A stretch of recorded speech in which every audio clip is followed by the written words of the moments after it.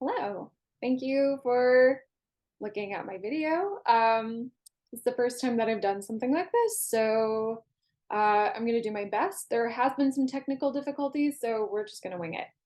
Um, when it comes to my love of historical costuming and cosplay, I have always liked to try and put my own personal spin on things, whether that is taking on a character from a particular scene and like doing bruises or special effects makeup or something. Um, but when I was younger, I had always admired the Disney princess Jasmine as someone that I was like, hey, she kind of looks like me.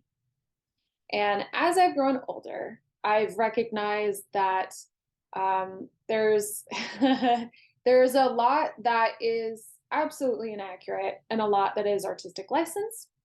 And so I thought to myself, well, if they were able to do artistic license with a character like Jasmine, who is kind of sort of Middle Eastern, North African, Southwest Asian, kind of sort of in the Ottoman Empire-ish era, I felt like I could do a better job of representing her as I would have liked to see her in Egypt, specifically Coptic Egyptian culture, and see if I could make my own version. And a big problem with that was if you know anything about Egypt, there is a lot of information. A good portion of it is not accurate, it is not factually correct.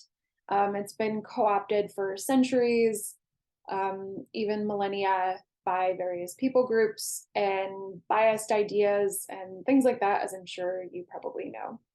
So having to sift through all of that information was a really daunting task.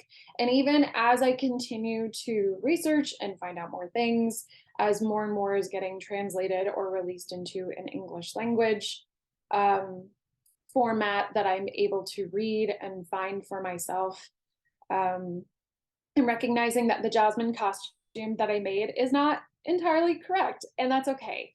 So I will show you what I know. I will show you what I decided to do along the way and maybe what I would change eventually.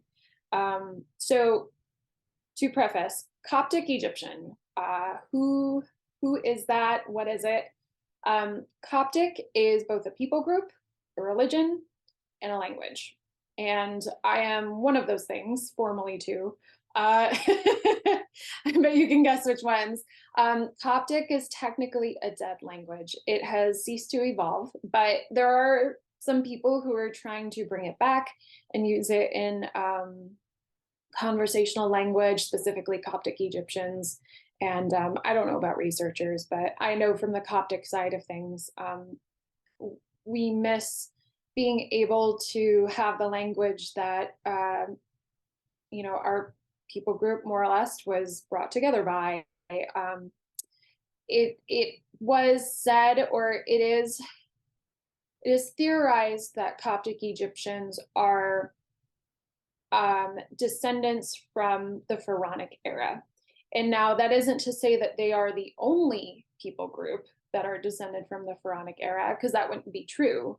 Coptic Egyptians eventually converted to Christianity. So even those people who didn't convert to Christianity or who converted to, say, Islam or another religion, it's very possible that those people groups also have ties to our ancient ancestors, but it's a little harder to track. I am not an expert on this. All I know is from what I know of my family and the Coptic Church and the history of the Coptic Church relating to a very formally pagan religious practice that was rooted in the Pharaonic era. So this isn't about that, though. I'm just telling you what Coptic is and who Coptic people are. I am one of them. And I wasn't able to learn Arabic growing up, unfortunately. So this is also kind of my way of trying to dig deeper into my roots and find what I've been looking for to feel like I am also part of this community, even though I'm technically in diaspora. I'm the daughter of an immigrant. My family is from Egypt, and it's, history has a way of playing itself out. So I've seen that happen in my family, and thus also with costume. So that's what I'm going to get into. So when you think of Jasmine, what do you think of? I'm sure it's a lot of teal and turquoise, gold, big, poofy hair. Definitely the midriff and the harem pants, which I feel like is now synonymous with what people associate Middle Eastern costuming to be. Unfortunately, that's not entirely accurate. That is what we call Orientalism in some academic circles, and even in a lot of cultural circles. If you don't know what that is, please look it up. But I might touch a little bit on that while we're here. It's not my focus though. So let me see if I can find what I'm looking for because of technical difficulties. Okay. There was a concept art piece that I had seen years ago from an artist at Disney named Glenn Keane. And he drew this beautiful concept piece of Jasmine. And I thought to myself, that could be a really good starting point for what I'm doing here. And I would really love to make my own version of this. And of course, it's the very last one that I'm clicking on. I would really love to make my own version of this. And because it does have a little bit of a basis in some historical aspects, but here we're gonna show this off.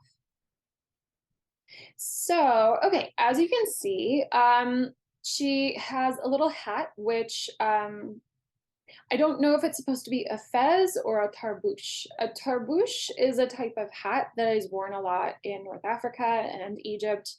It's not quite shaped like a fez. The fez is the iconic red round hat that kind of comes up a bit. If you're a Doctor Who fan, you know what that is probably. I'm not, so I'm just referencing what I know. But so she has this like cute little crop top thing. She's got her little poofy harem pants, and she's got like a semblance of what seem to be like shoes, maybe slippers. They have a cute little ornament on them. And this beautiful motion drawing of a piece of fabric. And actually, women who were performing like this would definitely not be in royalty. So you could put two and two together there. But that would be one of the things that, even though this would be a visual inspiration, it's not accurate. So let me see if I can find what I ended up with for those of you who haven't seen. It's going to take me a hot minute. Sorry. Let's see. Oh, yes.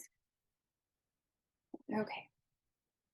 And again, like I said, the more I learn about all of this, the more I recognize, oh, I would actually really love to change this costume or what I've done with it. And it's ever evolving. I kind of love that, actually. Similar to culture continues to evolve. And unfortunately, because our heritage dress was pretty much taken from us due to imperialism and colonialism, we weren't able to hang on to these things. So this is something that I've been able to uncover over time, but it's been very difficult and very tricky. Let me see. Yeah, I'll do this one. Okay. I'll get all open up. Okay, back to Zoom. All right. So this is a good example of what I ended up doing for my cultural heritage version of Jasmine. Because Disney's Aladdin specifically, approximately takes place somewhere in the 14, 15, 1600s. Clothing actually didn't change a lot around that time. Egypt was more or less influenced by the Persian Empire, and also, the way that culture intertwines when they happen to interact with each other. But it was pretty autonomous, as people would say, in terms of like a country. So I'm not sure why that was the case. I'm not a historian. I'm focused solely on the cultural aspects of things right now. So maybe someday I will find that out. But I can break this down. So this is an iteration that I did from a couple years ago. I have a shawl that is made of cotton asut fabric. And Asut is a city in Upper Egypt, technically. And it was one of the few cities that held on to this handicraft, which was having a mesh cotton gauze, basically, and having thin strips of metal hammered and woven into it to create these patterns. So each of these patterns symbolize different things.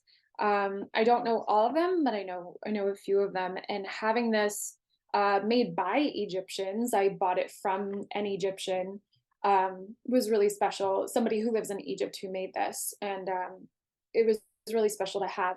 In the Ottoman era, they tended to have I don't know what they were called. I wouldn't call them veils, but they were basically head coverings that would come down. And so, because I'm both Coptic and Egyptian, and women still wear, head coverings in some way, I wanted to represent it in this way with a very traditional Egyptian handicraft that is thousands of years old. The necklace is called a kerdan, and I'm probably pronouncing that incorrectly, but this is actually a reproduction that was made for tourists that came to live in Egypt. Originally, kerdan were made for what Egypt now calls, or Egyptian culture now calls, fellahin culture, which means peasants or people who are low class, unfortunately. But originally, kerdan was a form of currency. You carried your wealth in what you wore. It was kind of a dowry at the time. If you were getting married, you would either inherit a kerdan from your mother, or you had it before, and you would wear it to symbolize how much wealth that you had, and the accumulation of it. And so, because this is a reproduction, it's not as fine quality as I wish that it would be, or one that I've been able to get a hold of. Someday I hope to get a hold of a real antique and vintage one, but they're so expensive, and a lot of them have been melted down for gold over the years because, again, imperialism. A lot of Egyptian culture wanted to shift to a more Western mentality because they saw their own heritage and traditional culture as dirty, which I don't believe that's the case at all. And there is a small resurgence of people trying to bring this back, or trying to keep it alive in some way, but evolved. But it's very tricky. And even finding information about this was very difficult for me. So you're welcome. I do have the kerdan right here, actually. I will stop sharing for a second, and I will show you up close what it looks like and how it moves. So it does, I just attach it with a safety pin.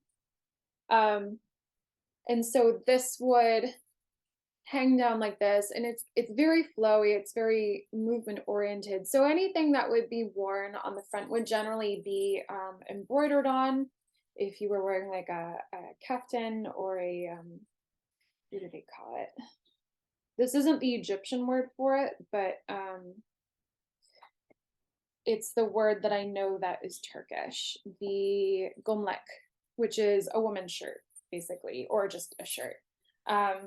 Yeah, so there would be all these little coins dangling from it, and you can see kind of how they came up with the idea of the crescent shape for Jasmine.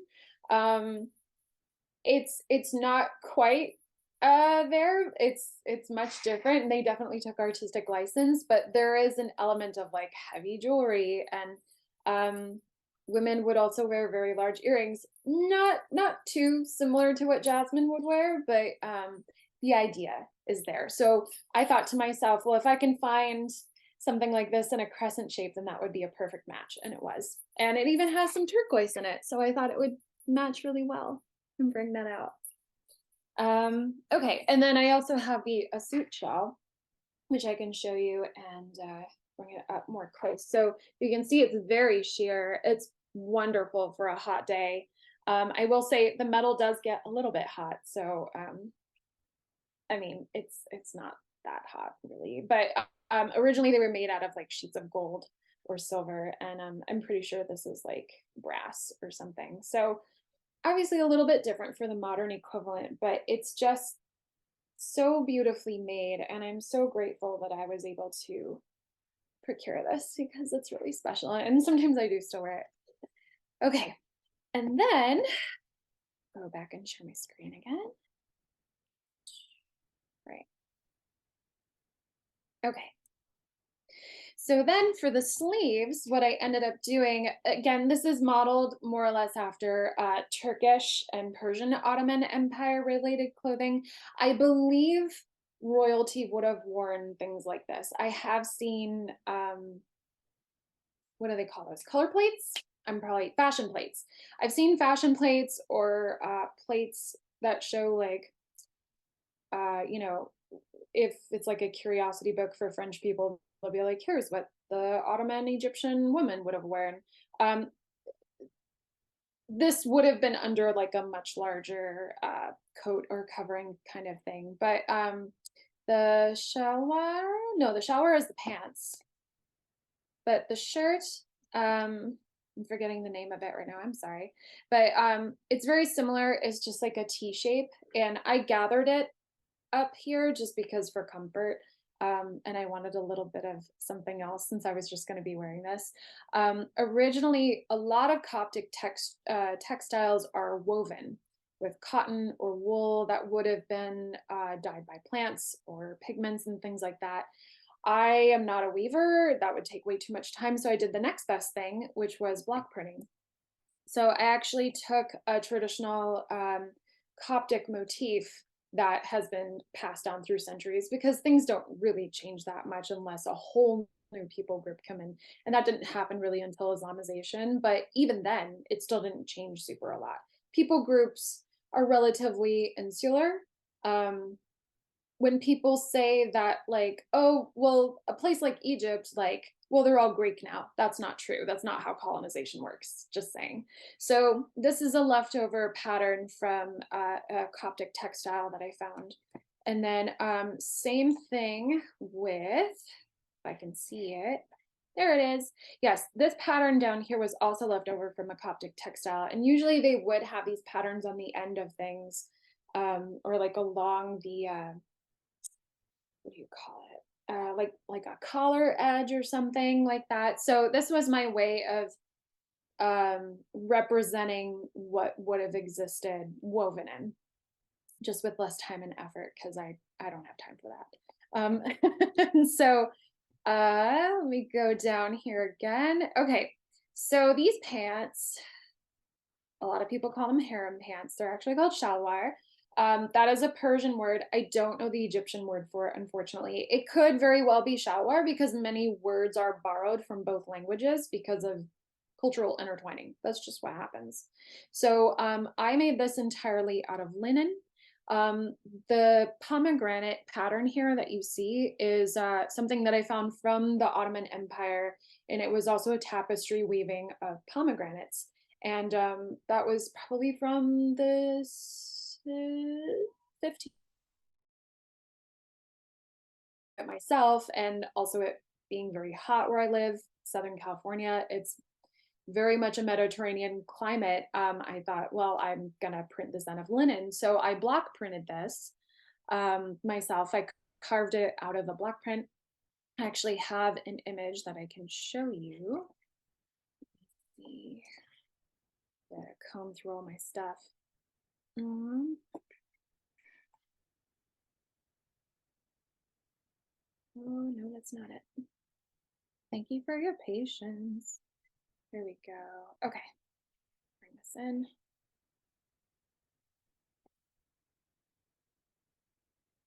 And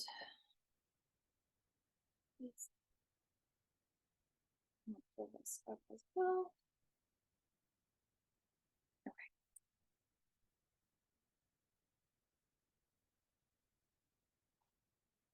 All right, going to share.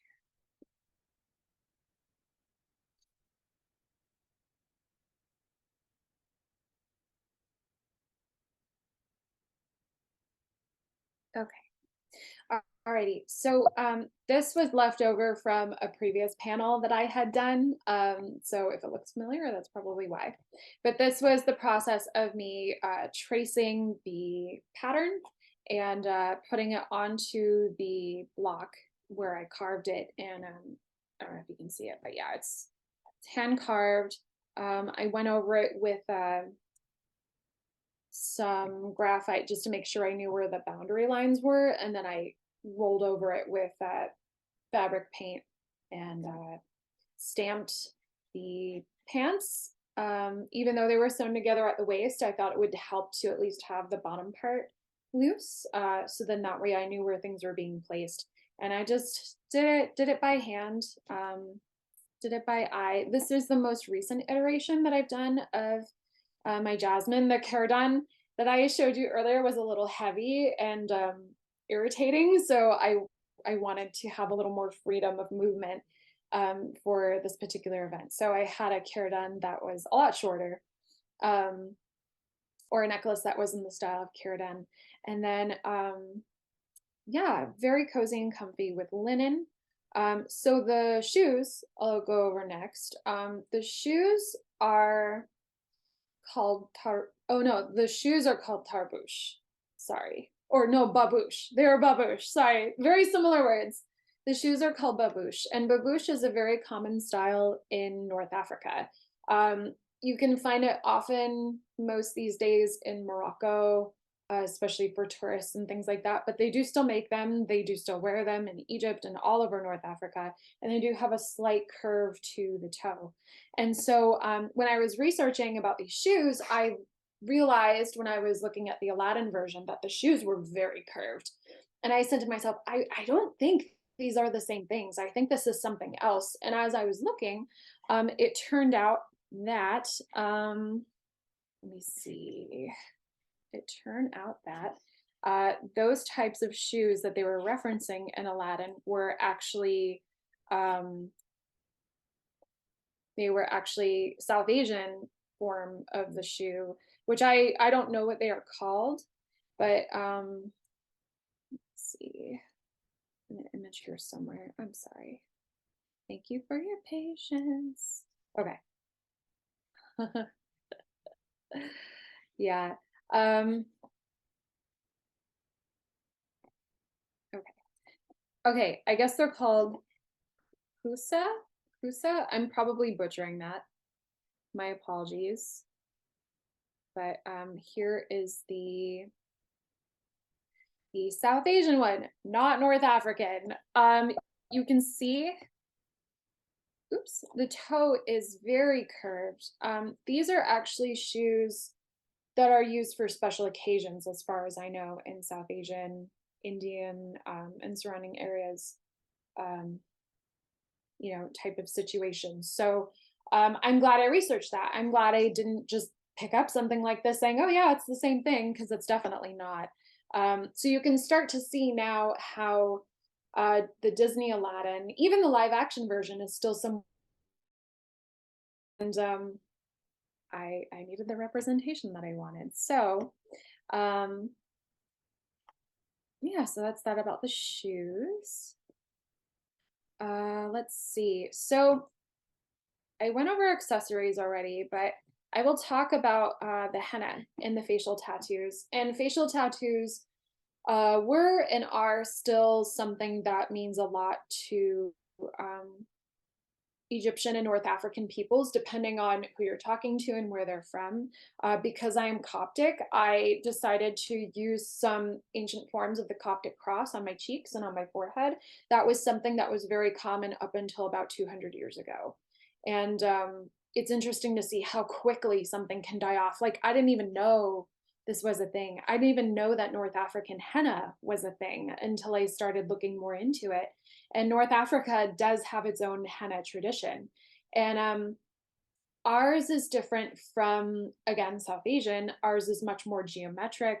There's much more less curvy organic patterns. There's more like diamonds and rectangles and ovals of things. As you can see here, my friend who did a lovely job on the North African henna pattern that I found, she did an amazing job. But this was something that would happen also for special occasions for people in North Africa, also Egypt.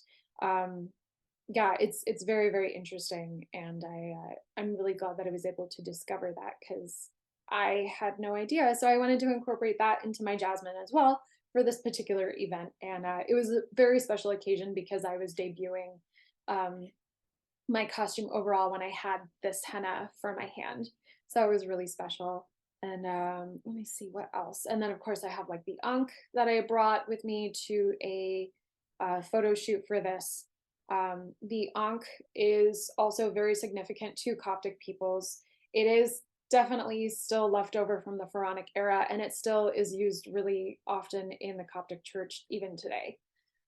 Many Coptic words are also used from the Pharaonic language, but I couldn't necessarily tell you what those are because I don't remember right now, but I'm learning. I'm very, very slowly learning what is what, and I'm trying to get myself reoriented with my heritage. All right, let's see what else here.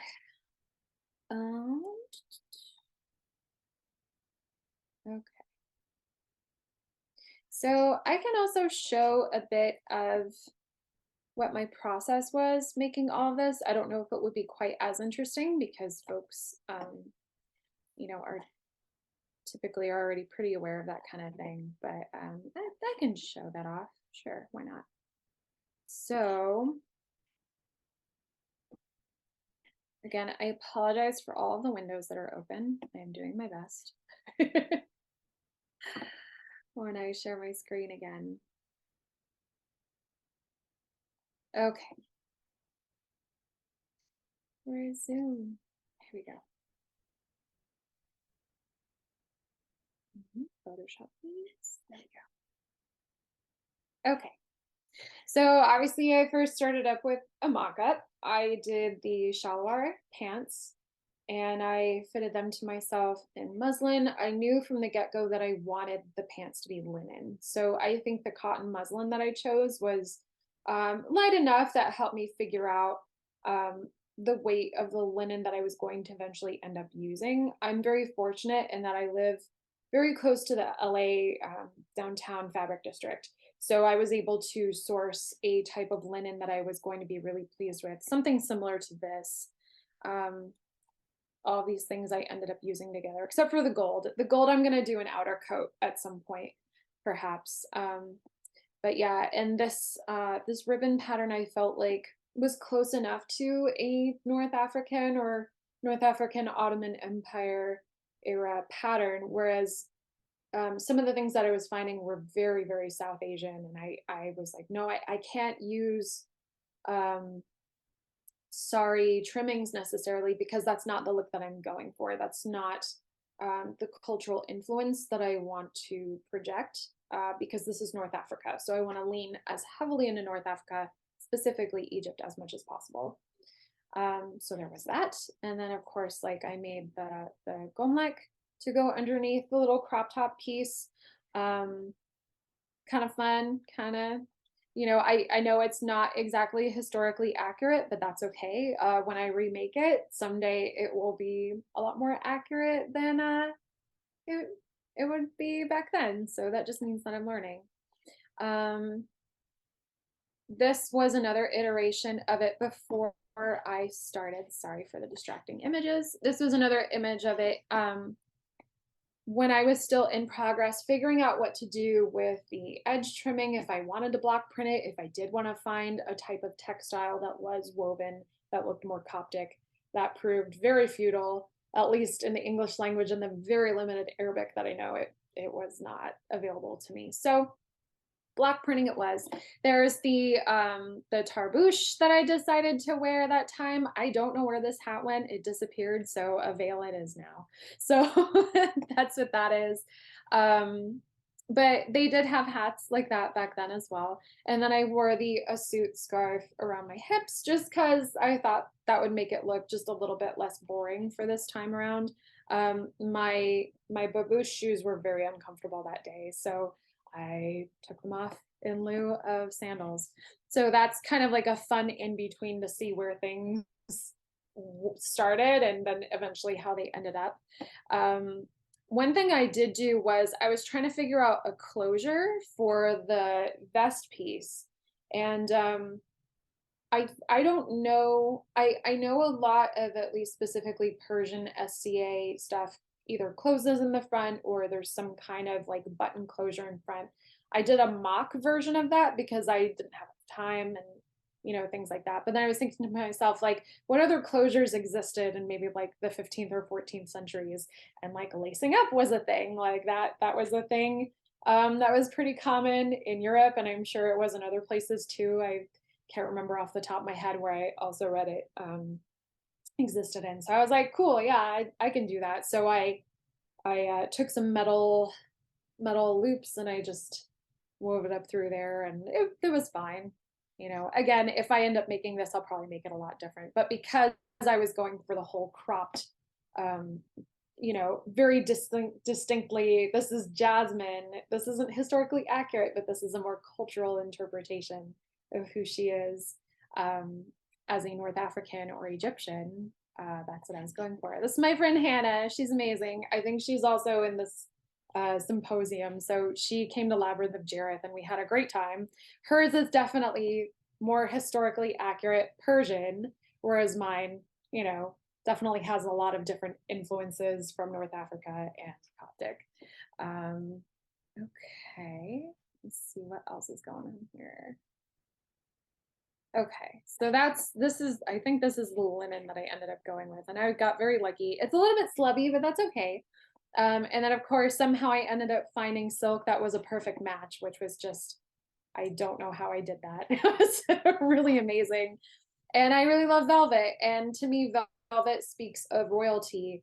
And it's just so wonderful to feel and look at. And it was kind of a pain in the ass to work with, but it's fine. So I wanted that there just as like a bit of interest and also to kind of give a nod to the woven nature of Coptic textiles and things like that.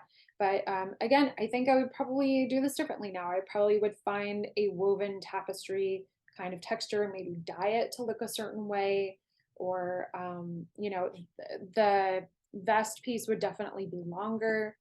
I think I know enough now that I could be like, yes, this is definitely a historical accurate version of Jasmine from this era, but with what I knew at the time for Egypt, that was the best I could do at the time. Okay, let me see what else is here. All right, I'll give a more in-depth look at the block print pattern that I made. And then also, oops, these tab things are not fantastic. Okay. So, okay. So this is the block print pattern that I carved and I stamped onto the bottom edge of my gomlek, which is the undershirt or the shirt itself. There's like a little bit of gold in here. Some of my favorite things about block printing is the handmade look nature of it, and I think there's something really special about that. And it was funny, from a distance people thought it was embroidered. I'm like, that cool, that's good to me, good enough. And I think I would probably still do something like this again. I don't know what my alternatives would be, but I am open to suggestions if someone's willing to give it. Okay, and then there has been an incredible resource for me called Raleigh Publishing, and they've had a few talks over the years regarding Ottoman era clothing in general throughout North Africa and Southwest Asia. I think this one had more to do with the Levant area, which is closer to like Lebanon and adjacent to Egypt. So I was like, cool, yeah, I need to see this. So even just seeing this, like this cute little jacket here, like that would definitely, I call it a jacket. I forgot the name, but that could easily be something that I could create into my next iteration of Jasmine, where I could still have a long overcoat of this kind of thing for women, and have this, you know, embroidered or block printed in its own way. But I'm learning more and more as I do this, and to be able to have resources at my disposal is very far and few between. So hopefully I'll get access to more eventually, but right now this is what I have. And let me see what else.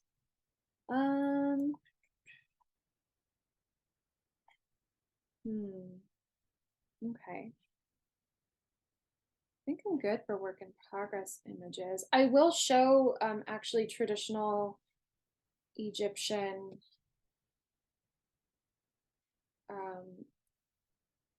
traditional garb because it's so rarely seen. These are a little bit more modern. So if I were to do a more modern version of Jasmine, I would do this. Okay. Going to do, I'll just do this for now. Okay. So these are called galabeya. And as you can see, there's a big resemblance to the long overcoat that you see here. You know, it is interesting to see how fashion changes over time. I think the galabeya came more into use probably around the 17 and 1800s. So there's an interesting correlation there between when the French came in and the British came in. I don't know where the switch was from the Ottoman style to this style, but this was definitely something that was worn more by the everyday people. So this is a beautiful suit galabeya that was made. As you can see, it's, you know, has the metal hammered into the cotton tulle. There's some beautiful embellishments up here. I wish I could see this in person. I just would fall head over heels. I also really love how the armpit has this beautiful pop of color. And I wonder what the reason for that was, if it was just like a fun thing that they decided to do, or if you know, if it was like a gusset that needed to be replaced and they were like, well, this is what we have, so let's use it. But yeah, I just love that one. And then there's like a costumer in Egypt who is aware of these styles. So these are from very specific tribal areas, technically, of Egypt. So the Oasis of Siwa has its own look when it comes to the galabeya. As you can see, the white one is very specifically for, you know, weddings and being the bride. There's like multiple celebrations on multiple days for the bride traditionally. So I guess this is what she would wear. I don't know. I'm not from Siwa, but I did have family that came from there a long time ago. And then the wedding dress would look a lot like this. You see the head covering, you see the very large earrings, the necklaces that are very much reminiscent of the dowry that was, you know, used in marriage, you know, traditions and things like that. And then I just love the combination of these colors together. This gives me a lot of inspiration for when I do end up doing a more modern version of Jasmine, like through history, let's say. I think that could be a really fun project. They wear these beautiful beaded boots. I don't know what they're called, unfortunately. I think these, is this a separate piece? This looks like it might be a separate piece, actually, because I see it lifting from her ankle here of the beaded part. But I think they're also wearing like these striped pants under there too. So don't quote me on that because I'm not absolutely sure, but that is what I've gathered from this image. And then also these images as well, from different oases around Egypt. So again, you can see the different traditional patterns that would exist depending on what oasis you were from or what village or city you were in. And it's just beautiful. All the coins everywhere. the very bold patterns, very beautifully handmade, and you can tell the love that went into it, like more head coverings. I think I would do my head covering differently now. I would probably do something more like this or this if I were to don Jasmine again, because I actually just recently found these images, and I'm like, oh, that was more information that I could use. Um, and this is, the question of, does Egypt even have a national costume? Because it's been wiped out for so long. And so we think it is the Galabeya of various oases, but apparently, according to this person who had drawn this woman in the 18th century, this is what a traditional common dress, uh, like what would have been worn by an Egyptian woman who was just an everyday person. So you can see again, very reminiscent of the Ottoman Empire era, the very low cut, um, almost Galabeya robe, kaftan type look with like these little pants underneath and the babouche that she's wearing. Um, that's not a closed heel, so I imagine that those are babouche, sorry. Um, but it's hard to tell if that's what it's supposed to look like. And then here's another bridal dress from Siwa. Let's see. I guess a lot of places are selling things like this now because of tourists, and they know that people from other countries have the money to buy this kind of thing. And often it is a type of survival, unfortunately. I wish that these heirlooms or these family artifacts and cultural heritage pieces could be kept with families, but economic times can be difficult, so it's really hard. I wish that I could buy something like this and keep it and hold on to it. This is definitely a more modern kaftan or galabeya that would have been worn. I think it's really funny to see how it has evolved over time from the 60s. And I mean, that definitely looks like a 60s or 80s print to me. It's kind of funny. um, I love this quote from this woman who had this presentation, and I screenshotted this because this spoke a lot to me. She wrote, "I was 16 and I felt proud to wear it." She means the galabeya. However, all people around me find this quite odd, as they had adopted Western ways of dressing. By the time I was 20, I wondered why me, an Egyptian, was dressing like a French or American girl, and I decided to only wear something reflecting my identity. So, for every day, I resorted to traditional tailors, etc. And she really tried to wear these traditional garments as often as possible. And it's still seen as dirty or peasant like even today and unsophisticated because it's not Western or Western leaning. Here's some more. So these are more North or South Egypt areas because South Egypt is the north part of the Nile. So it's interesting to see the difference between a married woman and an unmarried woman. I wonder how much of this is personal preference. I love that this isn't orientalized. I love that this is just these women wearing these outfits that they have, and how they would represent themselves wearing them. It's not like a Victorian photo where you're posing someone and it's incorrect with the way maybe a necklace is put on the forehead, because that is not correct at all. But there are very specific pieces that have these coins and these metal parts on it. So I just think that's amazing. Same thing here. Nubia, very similar. Upper Egypt, very similar. Governor of Behera. I've never heard of Behera before I saw these images, but I don't know too much about it. I think it's so interesting the way she wrapped it around her head like that, and then has the veil coming down, but just beautiful. And then these are definitely more modern interpretations. So if you see Galabeya these days, this is what a Galabeya would look like. And some of them are very factory made. That's okay. I find them still to be quite charming. I think in the summertime especially, it's really refreshing to wear a Galabeya because it's like wearing a long dress. It's really nice. And then here's an example of North African henna as well. So I was glad to see it on someone's hand that looks a lot more like mine, because I kept finding images of people with like very, very pale hands, and I was like, where's one that looks Egyptian? And this one looks Egyptian at least. Egyptians come in all colors, so there's no mistake there. But I was happy to see this and see this kind of representation. So yeah, again, very geometrical. Um, yeah, I can't wait to have my henna done again, maybe for my anniversary. That would be wonderful. And then again, here are some more modern iterations of Galabea. So as you can see, the Kerdan, the design of the Kerdan somehow moved over to these belly dancing style Galabea. And honestly, I'm not a fan. I think it's pretty gaudy, but I mean, like, to each their own. I think it's really fascinating to see that development of how, for many Egyptians, largely as a society, the fellahin jewelry is considered dirty. But then, if belly dancers wear this on them, it's considered exotic because they're doing it for entertainment and pleasure of others.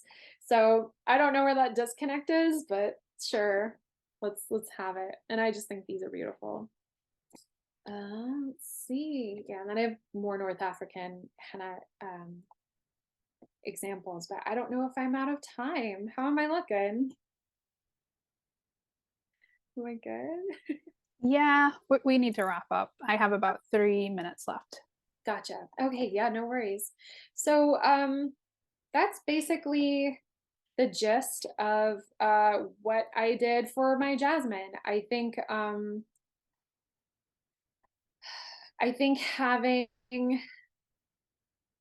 having these opportunities to research and go through and see, even as I'm researching, the development of where things have gone and where they're coming from and what they're becoming now. I'm really, really proud of the work that I've done on my own, even though I don't know Arabic, even though I don't have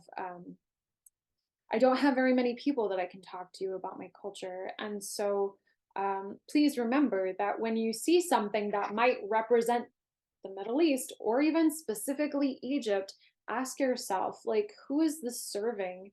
What lens is this being looked through? Like, who is taking the photo? Who is painting the painting? Who is the person in front of them? Um, and have a critical mind and wonder about those kinds of things. And yeah, thank you so much for listening. If you have any questions, please feel free to message me. I'm Lady Toxie on Instagram. I'm also on TikTok, and I'm on Facebook. So yeah, thank you so much. Until I make a different version of this again.